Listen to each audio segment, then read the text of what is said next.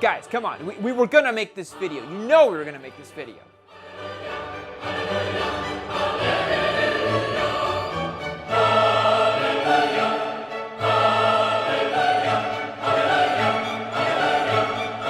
The internet wants one thing and it's disgusting. We must see which one pulls harder. I don't think people wanted to see that result. Now, based on our comment section alone, this might be the most requested video we've made in 2021. It all started when we had this R7 revealed. Everyone's clamoring, Yammie, you gotta compare it against the class leader, the RS660. And while a lot of you might think that the R7 was a bit dead on arrival because it's about 25 horsepower down over the RS660 over here, we think this is a very interesting motorcycle. Yamaha's fitted it with fully adjustable suspension, super sport ergonomics, and a really fun and pokey engine, all for about $8,900. So we think this comparison is going to be very, very interesting. Let's take a look at the specs on these bikes so we get a feel for what we're talking about today.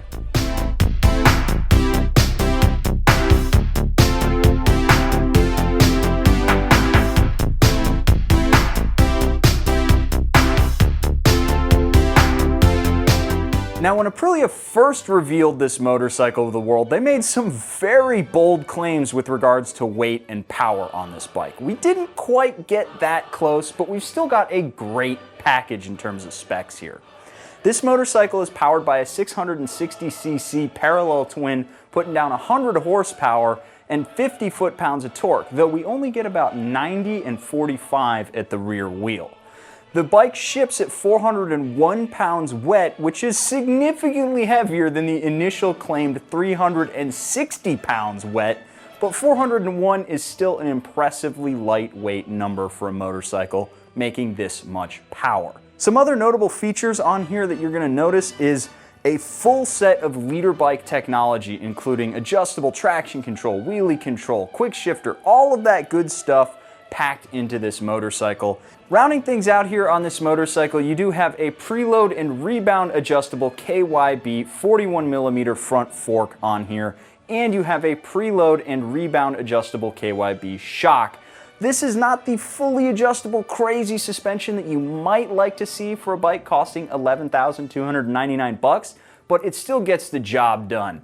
Now let's get this bike out on the road and see how all those numbers stack up. So taking the RS out on the road, all of those numbers add up to a motorcycle that is really fun to ride around on the street. It's got enough power to really have fun with and not feel like you're going to get into too much trouble. Don't get me wrong, this motorcycle is still very fast. It is, you know, making 100 horsepower, but it's manageable. It's totally manageable. It's not a beginner bike by any means, but you can get along with it very well on the daily. Now, one thing that is worth noticing on the RS is the fact that it has this weird kink in the power band at about halfway through. As it starts to go from low down E5 compliant engine mode to actual have fun horsepower, there's this noticeable kink in the power band where you get a big wallop of power all of a sudden. You can tune that away, but from a stock motorcycle, it is a little bit annoying to have to deal with. As far as the ergonomics package goes on this motorcycle, I could sit on here all day long and feel totally comfortable. The seat is nice and wide, the pegs are nice and low, and the handlebars are in the right spot for an all-day cruise. Now let's hand this off to Yam to see what the R7's packing. So a few years ago, we got inklings that Yamaha was interested in entering the Twins Cup category, and now we finally have a motorcycle to compete with the trailblazing RS660, but it's not exactly what we thought it would be because this thing is basically based on an MT-07. It has the same frame and engine as that bike, and if you need a reminder, it's a 689cc parallel twin with a 270-degree crank putting down 74 horsepower and 50 foot-pounds of torque, which is a pretty sprightly little engine. The big thing Yamaha did to this motorcycle is fit it with 41mm fully adjustable forks up at the front. So you've got preload, rebound, and compression adjustability, which is a really cool feature on this bike. And the shock as well has preload and rebound adjustability. In terms of technology, this bike is pretty sparse compared to the RS660.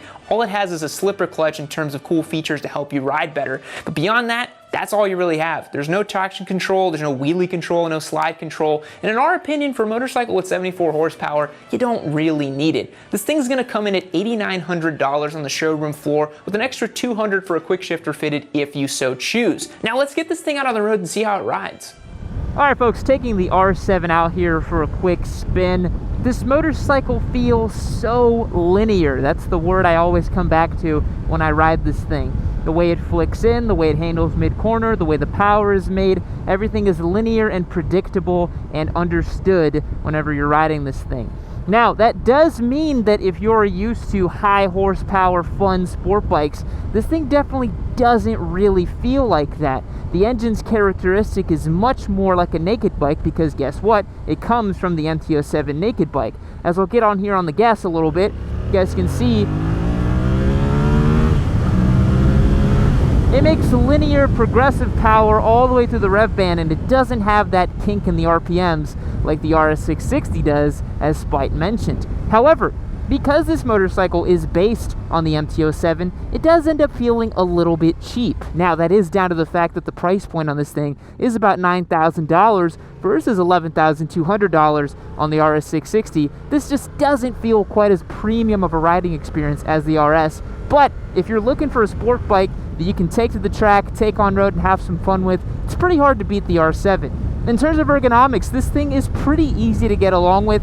The seat height actually is not as bad as something like the R6, and I feel like this is about 80% as committed as a proper super sport motorcycle. But that means that you can actually get in the pocket on this thing and ride it like a proper sport bike.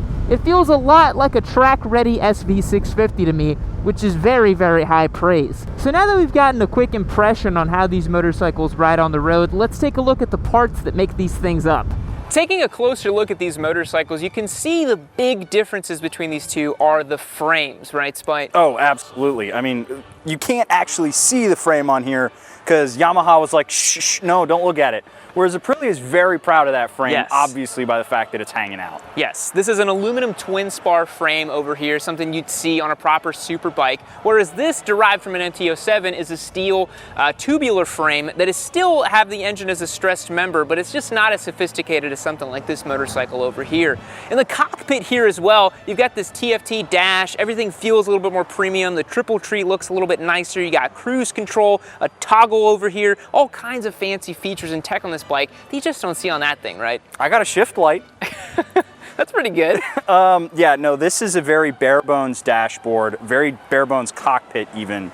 There's not any effort to hide screws or wires.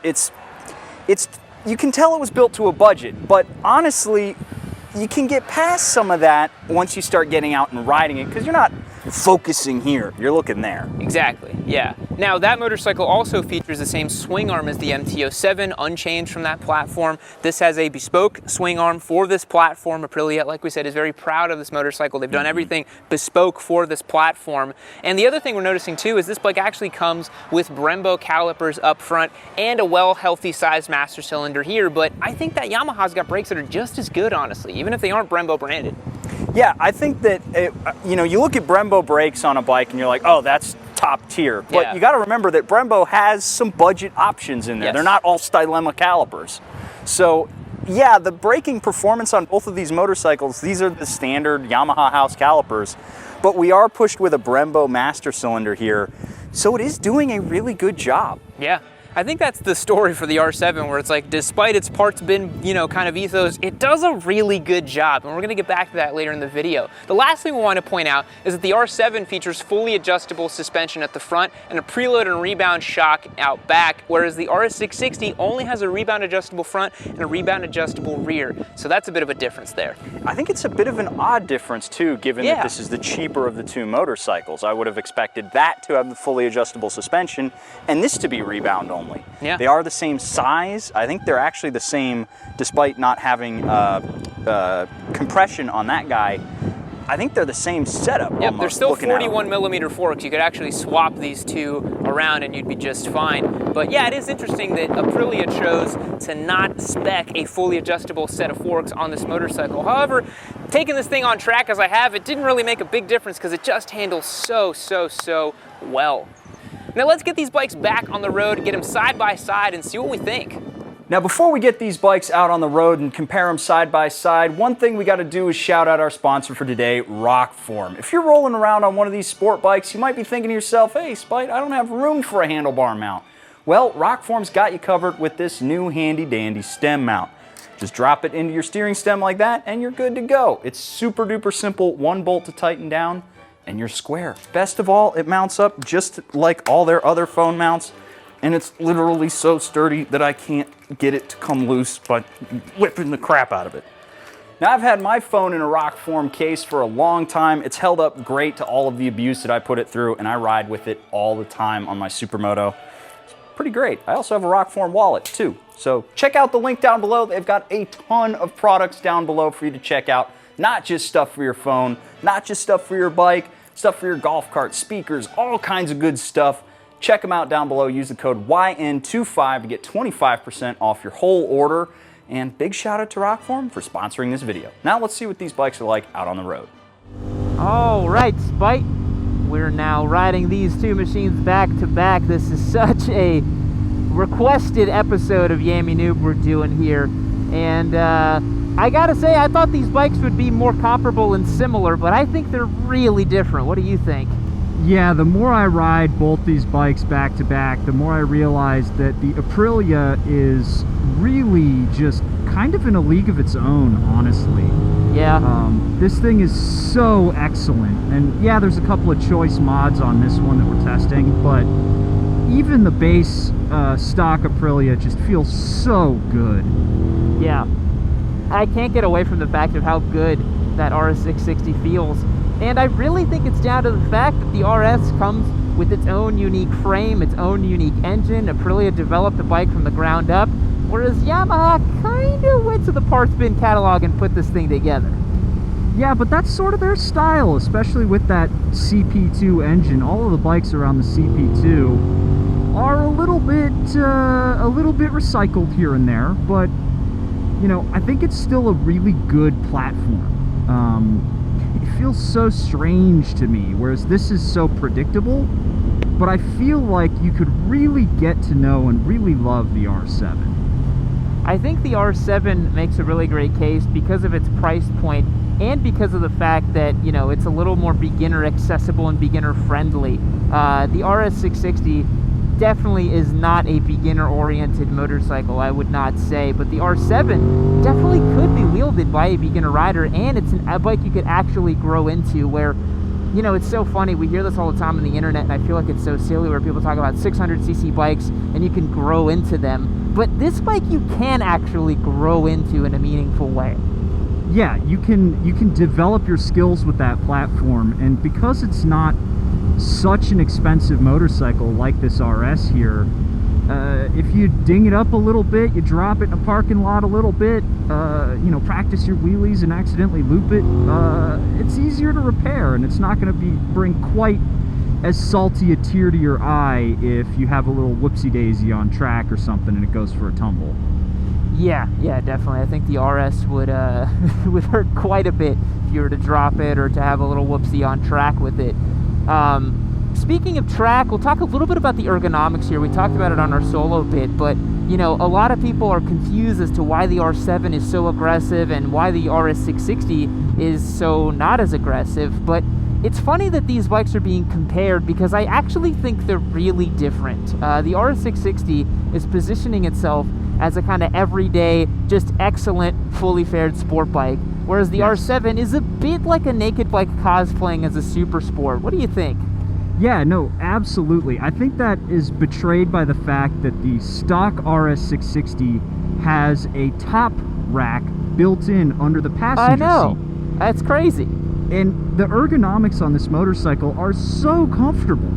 They're so amenable and they're so easy to get along with that no matter what you're doing on this motorcycle, you can be happy with it. Whereas on the R7, I feel like after, you know, maybe not, you know, 30 minutes like on a true super sport, but after like an hour and a half, 2 hours on it, you might start to feel it in your wrists a little bit. Yeah, this is definitely a bike that, again, it's not as aggressive as an R6, but it can definitely be a little tiresome to ride. after about 2 hours or so. Yeah, I just feel like this is a bike, you know, it's an honest sport bike. I said that in my first ride of it, and I really do think that. It's just a bike that, you know, you can really get along with, you can really learn to ride it. It doesn't, you know, it's not trying to, well, I guess it is trying to be something it's not with all these plastics and everything else, but it feels a little bit more honest to me. The RS660 does have so much tech and features, and I think we like that because we've ridden a lot of motorcycles, but I do think it could be a little bit of information overload for your second or maybe even third motorcycle. Honestly, for me, the amount of technology on this motorcycle is a little bit silly. Do you need 5 levels of traction control on a motorcycle that's making 100 horsepower? No. You barely need traction even control need one. on or off. That's basically it. Yeah, I think that if Aprilia was honest with themselves, like you were saying, they might have given us on-off traction control, on-off rear wheel ABS, up and down quick shifter, slipper clutch, and been done with it. Yeah. The bike is nice with cruise control. Do I need it? Nah, not at all. So it feels to me like this bike is a bit overpriced as a result of its technology. Yeah, I feel like if Aprilia had dialed back the tech just a bit, they could have come in at a price point that would have made a lot more sense. And especially how price conscious consumers are nowadays, I feel like every $100 added to the price tag of a bike, people are really kind of eyeing and counting. Which Yeah, we've seen on our Discord server with people are very interested in the R7 just because it is so cheap. Absolutely, absolutely. And I think that if they were able to get this RS660 around 10.5, about where the Tuono 660 is sitting at, that would make a lot more sense for this marketplace. This is the same price. It's actually just a hair cheaper than my SMCR was, and that one's like super premium for what it is. Yeah. I feel like this motorcycle would have been done right at about 10 grand and maybe 9.5 for the Tuono. Man, if they could have sold that thing for 10 grand, the R7 would have nothing for it. Yeah, I will say though, on price, while I'm riding this thing around, it feels more premium, and it feels like a motorcycle I'm less likely to outgrow in terms of like looking down at it. I love that it has the TFT. I love all the lights that happen. Yeah. Looking at the triple tree here and the remote reservoir, everything on here has a really good feel. And This triple clamp makes me sad. yeah, why isn't it relief cut like the rest of the R bikes? It should have just been good. It's like they started, but then they just didn't do it. I'm like, the R3 has it. Come on. So I really feel like, yeah, it's a little bit more expensive, but you can live with that expense for longer. I think so too. It's a bike you're going to keep for a long time, no doubt. All right, Spite, as we enter the highway here, the internet wants one thing, and it's disgusting. Oh, absolutely. We must see which one pulls harder. If we can get any kind of runway here. I have a preconceived notion as to which is going to pull harder, but we shall see. All right, what gear are you in? I'm in first. All right, get in second gear. All right, on my third honk, you ready? Yep. Oh, man. Oh, we're coming up on some red lights here. Yep. Man, there's no low down torque on this thing compared to that. I don't think people wanted to see that result. RS660 owners are now weeping. And that's what we said about this power band being much more linear. You get instant response from this CP2 out of the Yamaha engine, man. Let's try that again where I'm in first gear. I feel like that'll be a little bit more fun. All right, you want to do first gear? Yeah. All right. I'll be in second just to give you an advantage. Okay.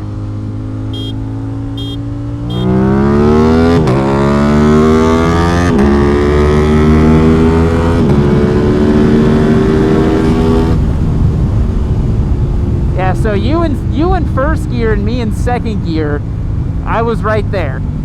Really? I think you got me by 2 bike lengths.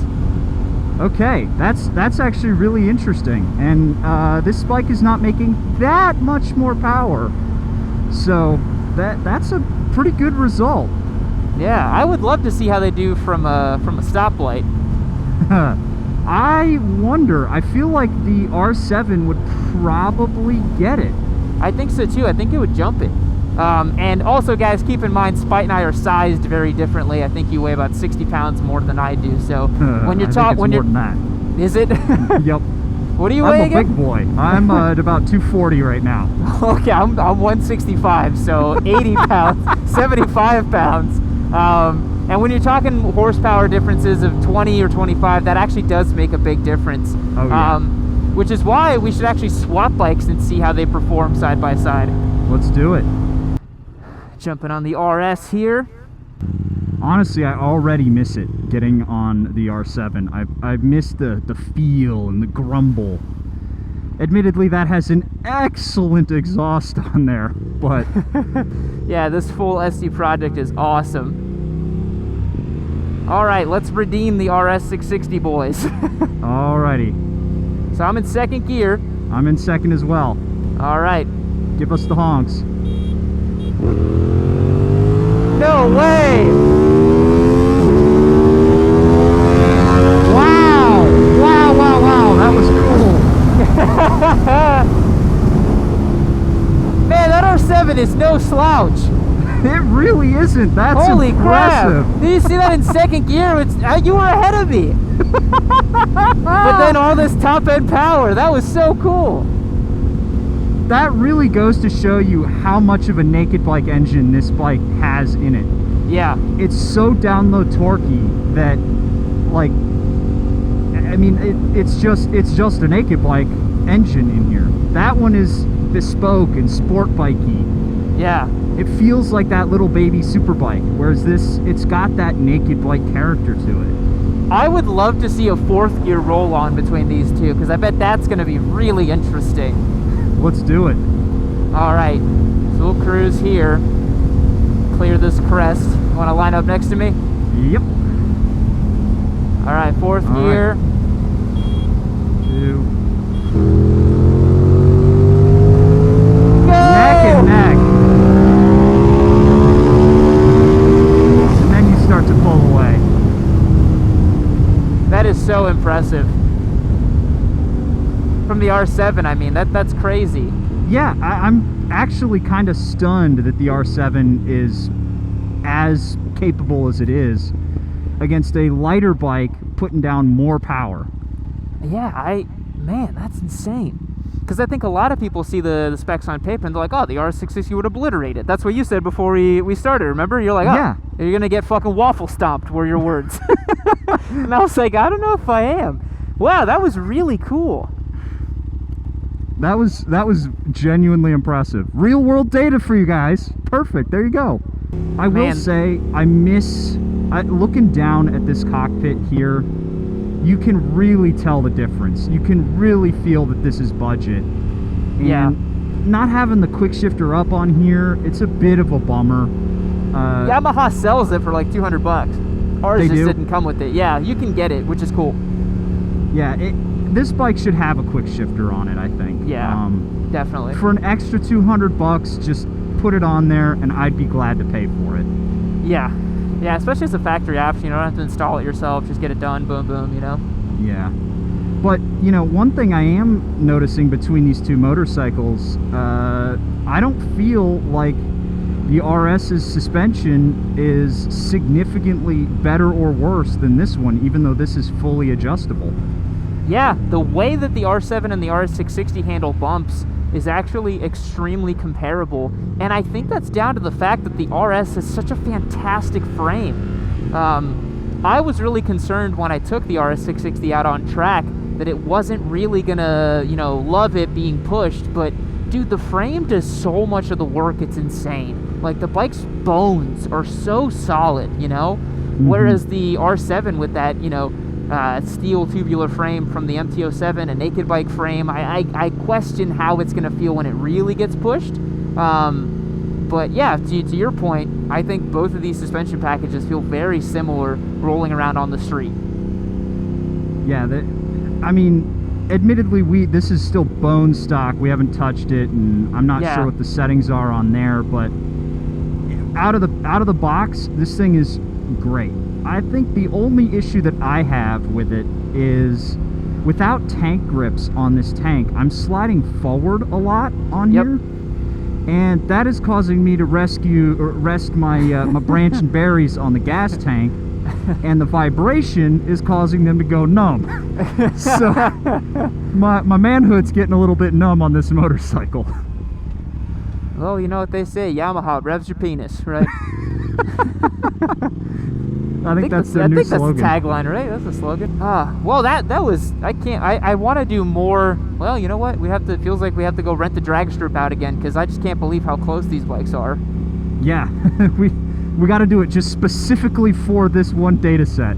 I wonder if it's because Yamaha underrates their CP2 for power, and maybe Aprilia overrates their parallel twin for power, because I feel like these do, if I remember stock dynos, it's like 87 or 88 at the wheel. I checked it with Cycle World, and they were doing 90 at the wheel. 90 at the wheel? 45. Okay, that's exactly 10% off the claimed power, so that makes sense. But that's and maybe still, Yamaha's given wheel horsepower on this as opposed to crank, although that seems weird to me. That does seem weird. It must just be that torque that CP2 makes, because holy crap. This is even such with a you torque. on it, in second gear, even with you on it, you jumped me. But the sound this thing makes, oh, the Aprilia is so good. Yeah. Admittedly, we have to get a pipe on this to really test it out. Yes. But that, I have heard this side by side with that, and man, the Aprilia just sounds better. It does. Like, I heard you through the Cardo when I whizzed by you on that one pole, and I was like, oh, I got to hear it twice, you know? Yeah. That's a bike you really want to listen to. Yeah. It does feel like a baby super bike, man. It's so cool. It does feel very good on the side of the tire, though. I have to give Yamaha credit here. It is so predictable and so smooth. Yeah, it's the handling on that bike is night and day for the MT-07. It feels rock solid. It's so good. The only thing I wish, I keep coming back to it, I wish it had a quick shifter. And it is a factory option, but I think it should be stock. Both these bikes are good, man, but like for different reasons. Yeah, they really are. This one feels like one that you could just whip with wanton abandon. Yeah. Whereas the RS660 is like, it could be your finisher motorcycle if you wanted it to. There's such a magic about the RS660, and I know that sounds cliche as hell, but I love this motorcycle. It feels awesome. It is genuinely a phenomenal bike. The more I rode our giveaway RS, the more I was like, I could really make the guys case over for one of motivation these. set this thing up right. It feels really good. The engine is so smoothed out over the stock mapping. I'm eventually going to become a Ducatista. I'm gonna have a Harley Pan Am in the garage, and then I'll probably have like a Hyper Motard. Man, this is just so willing and confidence inspiring. Honestly, it reminds, the way I can ride this feels a lot like the way I can ride my Sumo. Just the suspension just works for me. I'm not sure what it is. I'm not smart enough to know. All I can say is that it feels good and it works. Yeah, the R7's very confidence inspiring. You feel like you can really just hustle it around and have some fun with it. Yeah, I could totally see this being somebody's like trainer track bike and their fun street weekend motorcycle. I feel like that's what's going to be the biggest selling point on that bike, and that's what I've been telling everybody about it. I'm like, if you're in the market for like, you want a bike you can ride around all day and like the absolute perfect track day training tool, it's an R7. That's it. Done. It used to be a Ninja 400, but that bike's better than a Ninja 400. Yeah, no, absolutely. Going through those twisties back there, it really kind of opened my eyes a little bit.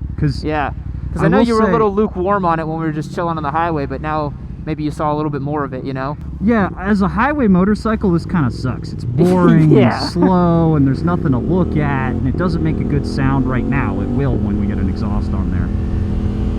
But when you get it on the side of the tire, it comes alive. And this might sound a little vain, but, you know, looking at you riding that bike, it's got the same, like, LED strip light that the R1 has and the cutouts. Yeah. I mean, it's got the R bike styling. It looks the absolute business, you know. It looks like a race bike. There's a reason why everybody loves the way the R1 looks, you know? Yeah. And I like the way this, the torque down low on this is just so nice. It really does ride like, or well, it makes power like a naked bike, but rides like a sport bike, which is, I think, what people actually want in their street sport bike. If they were honest with themselves. Which they're not. A lot of it's driven by vanity and ego, right? Yeah. Well, Spike, that was a pretty excellent little dual vlog, quite elucidating in terms of the highway pulls we did. Yeah. That was really interesting. Why do you say we wrap this video up, get our concluding thoughts on these two motorcycles? Let's do it. Alrighty folks, we've spent the day with the RS660 and the R7, and we have some thoughts on these two bikes, don't we, Spike? Yeah, I think they're both surprising and predictable in equal measure. Yes. Let's start with surprising things. What's the most surprising thing today? That it kept up as well as it did. Oh It was my God. unbelievable. Yeah, even with you on it, with me on it, second gear rolling on, dude, the R7 is, I think Yamaha sandbagging the power a little bit, because shocking. It was, yeah, I completely expected the RS660 to just walk away, Yeah. no problem, but it took to about like 100 miles an hour before it really started to leave the MT-07, We've been doing the that all day. R7 behind. It's legitimately shocking to me. Yeah, I think it's down to the fact that this bike, with its extra couple cubes of displacement, the fact that it makes most of its power in the middle and down low, it's hard to beat this thing just off a dig in the low revs. Like, Yeah. it really kind of gets up and goes.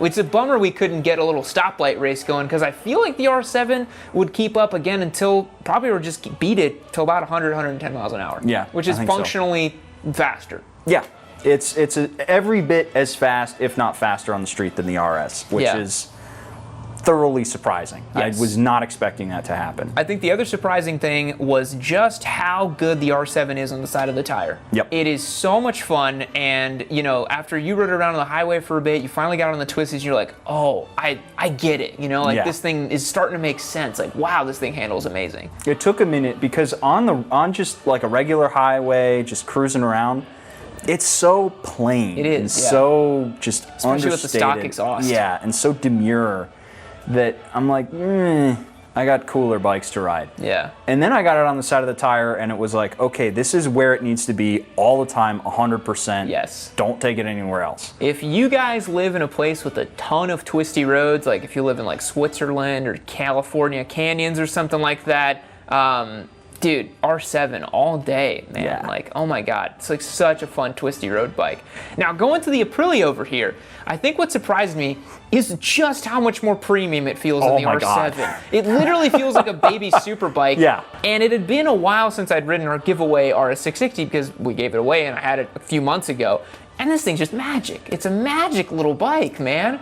It's so good. It's so good. It's so freaking good. The sound that it makes and the way that the power comes on and just it's all velvety and We're starting to sound like Italian simps over here. Like, hey man, Mamma mia, you know, oh, it's really good though, guys. Like the RS, if you haven't ridden one of these, this is a special little motorcycle. It's really good. and honestly, I think it's sort of in a class of its own. It is. In terms of technology, price point, just the frame on it Yeah. alone. It's its own bespoke thing. Yes. And that puts it, in my mind, just a little bit ahead of the R7 because this is, for all intents and purposes, a slightly more recycled motorcycle. Yes, and that's why a lot of people compare this thing to all kinds of motorcycles, right? ZX6s, R7s, like CB650Rs, CBR650Rs. Like nobody really knows what to compare this to. But to your point, it feels really unique. This Yeah. thing is really different than other motorcycles that we've ridden so far this year,